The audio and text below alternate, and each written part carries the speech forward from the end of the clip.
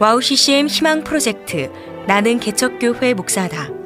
이번 시간은 하늘평화교회 차승모 목사님께서 무거운 짐이라는 제목으로 말씀해 주시겠습니다. 본문 말씀은 마태복음 11장 25절에서 30절입니다.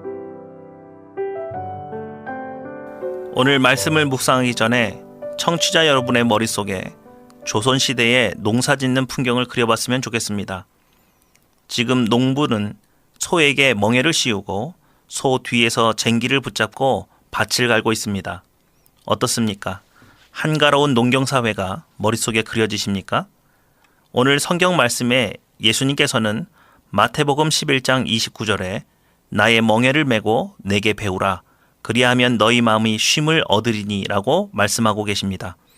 따라서 우리는 이 말씀을 이해하기 위해서 멍에라는 것을 좀 더 구체적으로 이해할 필요가 있습니다. 성경이 말씀하고 있는 멍에는 무엇을 뜻하고 우리는 어떻게 예수님께서 주시는 멍에를 메어서 쉼을 얻을 수 있습니까? 바로 이것이 오늘 우리가 묵상해야 될 과제입니다. 본래 멍에라고 하는 것은 우리나라의 국어 사전적인 의미로는 수레나 쟁기를 끌기 위해 마소의 목에 얹는 구부러진 막대기를 가리킵니다. 그런데 이스라엘의 멍에는 우리가 알고 있는 멍에와는 좀 다른 개념입니다.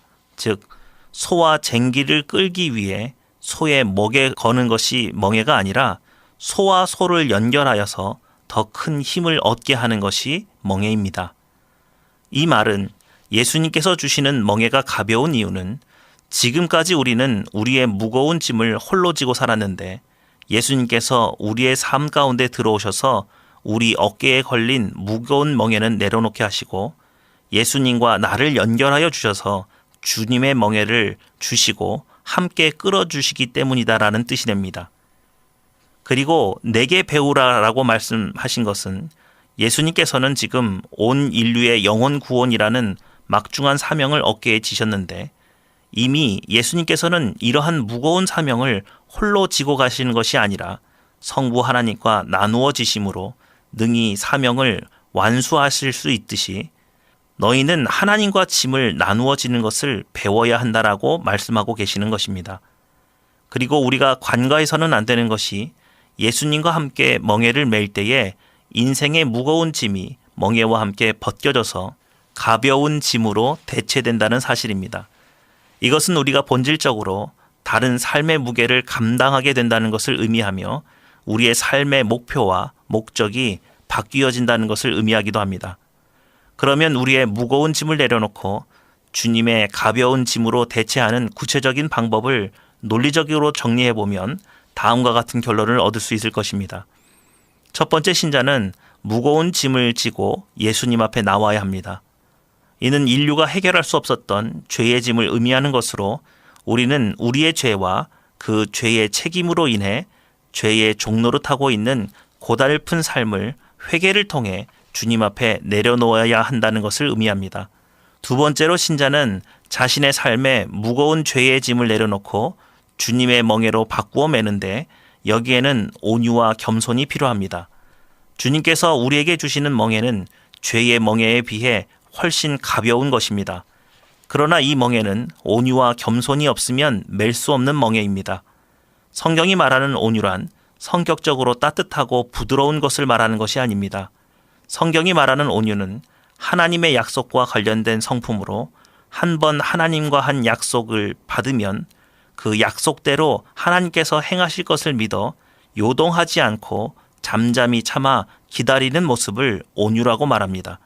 즉 신자는 하나님께서는 반드시 한 번 하신 약속을 지키시는 신실한 분이심을 믿어 어떠한 환경이나 사탄의 유혹에도 반응하지 않고 잠잠히 참아 기다릴 수 있어야 하며 스스로를 높이거나 낮추지 말아서 주님께서 나를 나타내시고 높이시기까지 겸손으로 따를 수 있어야 한다고 말씀하시는 것입니다. 세 번째로 신자는 이제 죄의 멍에를 지는 것이 아니라 예수님의 멍에를 지고 있다는 사실을 깊이 깨달아야 합니다. 예수님의 멍에는 성부 하나님께서 지게 하신 멍에입니다. 이 멍에는 인류를 구원하는 사명이 걸려 있습니다.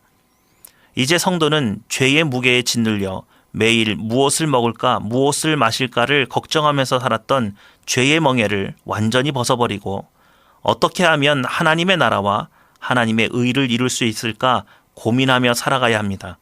그러면 인생의 삶의 무게는 훨씬 가벼워집니다. 어떻게 가벼워집니까? 하나님께서 이 모든 것을 더하시기 때문입니다. 하나님께서는 하나님의 멍에를 함께 매기 원하는 모든 하나님의 자녀들에게 아버지로서 이 모든 것을 더하십니다. 이것이 무엇을 의미합니까? 이것은 사실상 하나님의 자녀의 자녀됨을 회복하는 과정인 것입니다. 다시 쉽게 말씀드리면 하나님을 어떻게 아버지로 모시고 살 수 있는가? 바로 고아와 같은 우리를 억압하고 착취했던 죄의 무거운 짐을 벗어버리고 아버지의 부르심에 예수님처럼 응답할 수 있다면 전능하신 하나님께서는 우리의 아버지가 되어주셔서 아버지의 풍요하심 안으로 우리를 초대한다는 것입니다. 그러므로 예수님께서는 오늘 본문 말씀 25절에 그때에 예수께서 대답하여 이르시되 천지의 주제이신 아버지여 이것을 지혜롭고 슬기로운 자들에게는 숨기시고 어린 아이들에게 나타내심을 감사하나이다라고 말씀하고 계시는 것입니다. 스스로 지혜롭고 슬기롭다고 주장하는 교만한 자들은 하나님의 아버지 되어주심을 결코 맛볼 수 없고 결국은 죄의 종노릇만 하다가 끔찍한 멸망의 고통을 맛보게 되는 것입니다. 그러나 온유하고 겸손한 어린 아이들과 같은 성도는 오늘 예수님을 통해 하나님의 아버지 되심을 맛보고 신실하신 하나님의 아버지 되심은 어린아이들과 같은 성도들에게 그의 필요에 맞는 공급을 하여 주심으로 쉼을 얻게 하신다는 것입니다. 그런데 많은 성도님들께 이러한 하나님의 공급하심을 설명하다 보면 많은 성도님들께서는 이러한 하나님의 공급을 영적인 것으로만 이해하는 경우가 참 많습니다. 하나님의 아버지 되심을 실제적인 돌봄으로 이해하는 것이 아니라 매우 추상적이면서 영적인 공급, 즉 믿음, 사랑, 소망, 희락, 기쁨 등의 영적인 것에 대한 공급으로만 이해하고 별 기대를 하지 않는다는 것입니다. 그러나 성경 말씀은 사람이 떡으로만 살 것이 아니요 하나님의 입에서 나오는 모든 말씀으로 살 것이라고 강변합니다. 또한 예수님께서는 오병이어의 기적을 통해 수많은 백성에게 영적인 양식인 말씀만으로 충만케 하신 것이 아니라 실제로 먹을 수 있는 떡과 물고기를 나누어 주셨습니다. 가나안 혼인잔치에도 물을 포도주로 바꾸어 실제로 마실 수 있는 포도주를 제공하셨고 거룩하신 하나님께서는 출애굽을 통해 600만이나 되는 이스라엘 백성에게 아무것도 없는 광야에서 매일 먹을 수 있는 만나와 물을 공급하셔서 단 하루도 굶게 하지 않으셨습니다. 그러니 오늘 하나님께서 우리의 아버지 되신다는 것을 영적인 일로만 이해하지 않으셨으면 좋겠습니다. 하나님의 아버지 되시면 우리의 실제적인 모든 문제에 답이 될 수 있습니다. 아담과 하와의 불순종으로 인류가 잃어버린 것이 무엇입니까? 바로 하나님 아버지를 잃어버린 것입니다. 마치 탕자의 비유에 나오는 탕자가 아버지의 재산만을 믿고 아버지의 재산 반을 얻는 대신 아버지를 버리고 타국으로 가서 살 때 탕자는 자신이 어마어마한 유산을 얻었다고 생각했지 아버지를 잃어버렸다는 사실을 깨닫지 못하는 것처럼 말입니다. 탕자에게 죄는 유혹으로 다가와 탕자의 눈을 흐리고 이성을 마비시켜 재산을 탕진하게 만듭니다. 그리곤 이제 주인이 되어 탕자에게 일을 시키고 그를 노예처럼 부리는 것이 아닙니까? 아버지로부터 물려받았던 부요함은 죄의 유혹으로 말미암아 사라지고 탕자는 궁핍에 몸부림치며 삶을 연명하기 위해 죄의 종노릇하며 살아갑니다. 이것이 바로 수고하고 무거운 짐을 진 우리들의 모습입니다. 이 탕자가 다시 부요함을 되찾는 길은 오직 아버지에게로 돌아가서 아들의 지위를 회복하는 길밖에는 없습니다. 여기에 탕자와 대비되는 또 하나의 아들이 있습니다.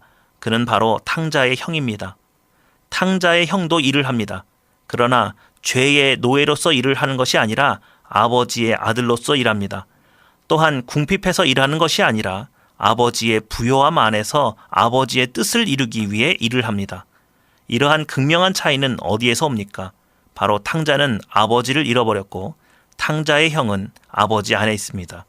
온 인류의 실질적인 궁핍은 어디에서 옵니까? 하나님 아버지를 잃어버린 것에서부터 옵니다. 그러므로 신자는 하나님의 아버지 되심을 영적인 원리로만 생각해서는 안 되고 실제적인 삶의 답으로 이해하고 보다 적극적으로 하나님의 아버지 되심을 의지해야 합니다.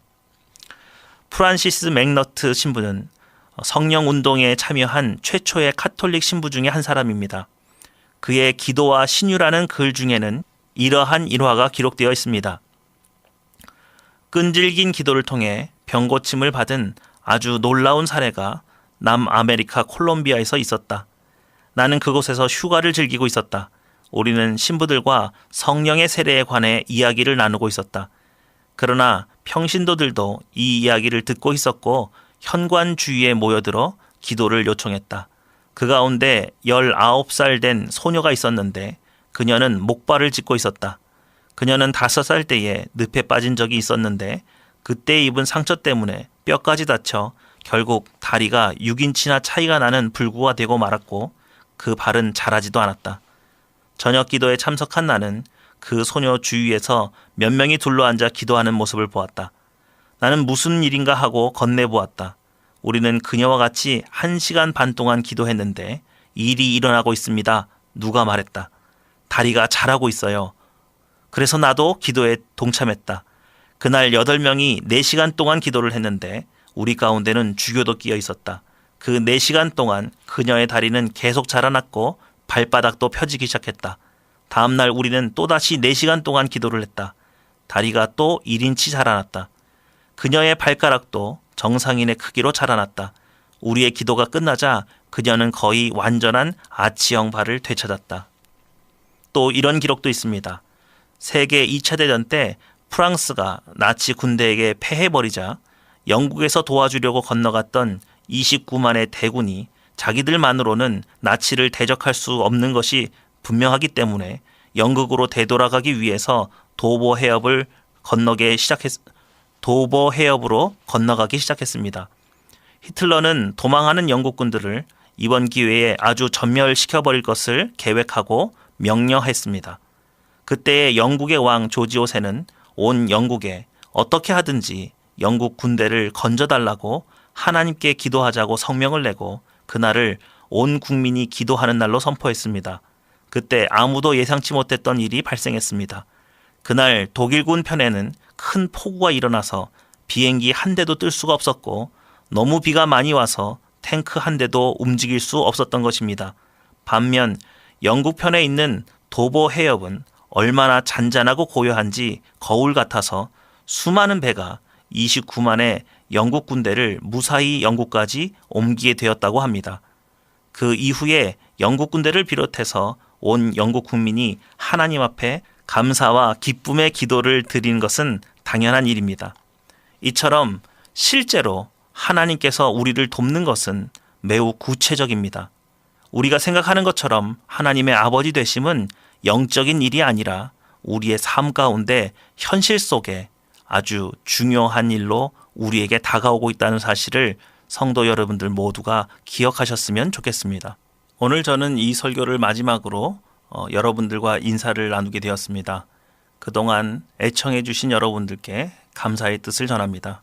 또 이후에도 나는 개척교회 목사다를 통해서 많은 젊은 목사님들과 개척교회 목사님들께서 큰 힘을 얻는 시간이 되어 주시기를 여러분들께서도 기도해 주셨으면 좋겠습니다. 감사합니다. 와우 CCM 개척교회 알리기 희망 프로젝트 하늘평화교회 차승목 목사님 말씀이었습니다. 본 방송은 와우 CCM 홈페이지와 아이폰 팟캐스트 그리고 안드로이드 나는 개척교회 목사다 어플리케이션을 통해 다시 들으실 수 있습니다.